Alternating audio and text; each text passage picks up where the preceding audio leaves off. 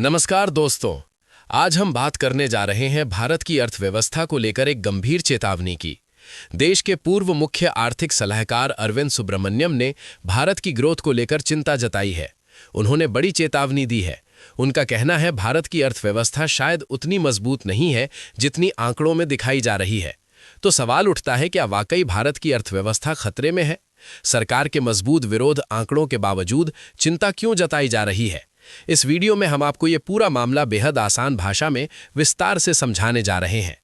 सबसे पहले सरकारी आंकड़ों पर नजर डालते हैं। सरकार के मुताबिक मार्च में खत्म हुए वित्तीय वर्ष में भारत की अर्थव्यवस्था 7.4% बढ़ी। ये लगातार दूसरा साल है जब भारत दुनिया के सबसे तेजी से बढ़ती बड़ी अर्थव्यवस्था रहा है। सुनने में आंकड़ा काफी शानदार लगता है, लेकिन यहीं से सवाल खड़े होते हैं। अरविंद सुब्रमण्यम ने एक इंटरव्यू में कहा कि इन आंकड़ों को थोड़ी सावधानी से देखने की जरूरत है। उनका कहना है कि भारत की जीडीपी गणना में मापनी की सटीकता को लेकर पुरानी समस्या है। खासकर जीडीपी डिफ्लेटर यानी मुद्रास्फीति को हटाने वाला आंकड़ा असामान्य रूप से कम दिखाया गया है। तो इसका मतलब क्या है? अगर महंगाई को सही तरह से नहीं जोड़ा गया तो असली ग्रोथ कागजों में ज्यादा और हकीकत में कम हो सकती है।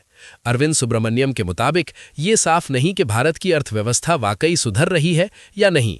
उन्होंने बताया जो संकेत अर्थव्यवस्था की मौजूदा हालत बताते हैं वो धीमे पड़ रहे हैं। नॉमिनल ग्रोथ यानी बिना महंगाई घटाए हुए ग्रोथ भी कम हो रही है।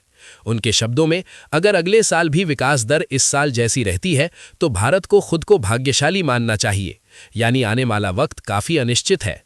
अब आते हैं बाहरी दबावों पर। सुब्रमण्यम ने अमेरिका की व्यापार नीति को एक बड़ा जोखिम बताया। उन्होंने कहा कि अमेरिकी राष्ट्रपति डोनाल्ड ट्रंप द्वारा भारतीय सामानों पर 50% तक टैरिफ अभी भी लागू है। अब भारत अमेरिका ट्रेड डील की उम्मीद कम होती दिख रही है।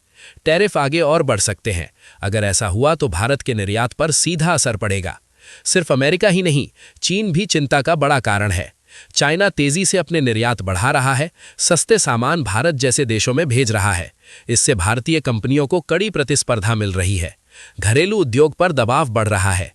एक और बड़ा मुद्दा है सरकारी खजाना। सुब्रमण्यन के मुताबिक सरकार के पास खर्च करने के लिए ज्यादा पैसा नहीं है। जीएसटी में की गई कटौतियों से राजस्व पर असर पड़ा है। इससे सरकार के लिए अर्थव्यवस्था को सपोर्ट करना मुश्किल हो सकता है। सिर्फ चिंता ही नहीं, सुब्रमण्यम ने उपाय भी बताए हैं।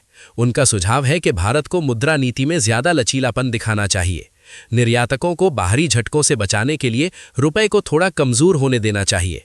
उन्होंने कहा, जब सरकार के पास खर्च करने के लिए ज्यादा पैसा ना हो तो रुपए का अवमूल्यन एक प्रभावी तरीका हो सकता है। लेकिन उन्होंने ये भी कहा कि रिजर्व बैंक ऑफ इंडिया रुपए को पूरी तरह लचीला बनाने से हिचकिचा रहा है। कुल मिलाकर पूर्व मुख्य आर्थिक सलाहकार की चेतावनी हमें यह समझाती है कि ग्रोथ के आंकड़े अच्छे दिखते हैं, लेकिन अंदरूनी और बाहरी दबाव मौजूद है। अमेरिका और चीन से जोखिम बढ़ रहा है, सरकारी खजाने भी दबाव में है। इसलिए आने वाला वक्त भारत की अर्थव्यवस्था के लिए चुनौतीपूर्ण हो सकता है।